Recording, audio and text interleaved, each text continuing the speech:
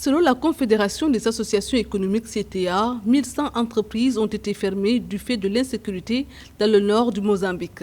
410 entreprises qui se trouvaient dans des districts de la province de Cabo Delgado, directement touchés par les attaques, sont fermés. Des districts comme Macomia, Massimboa, Daprea et Palma sont également touchés.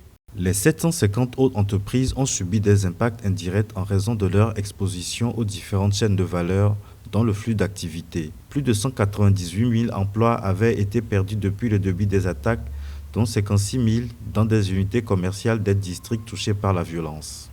On estime les pertes dans divers secteurs à environ 209 millions de dollars. Dans les détails, le secteur agricole a perdu 100 millions de dollars, 95 millions de dollars de dommages au capital physique et 14 millions de dollars liés à des pertes de trésorerie dans les différentes chaînes de valeur. L'État mozambiquais peut surmonter la double crise sanitaire et d'insécurité car le retard d'au moins 2 ans que j'estime, qui sont liés donc aux attaques terroristes, ne devrait pas retarder l'exécution d'une stratégie gazière qui malgré tout n'a pas de plan B. Les pertes importantes occasionnées actuellement devront être compensées si le gouvernement accepte d'élargir les parties prenantes, les stakeholders comme on dit en anglais, dans le retour sur investissement potentiel.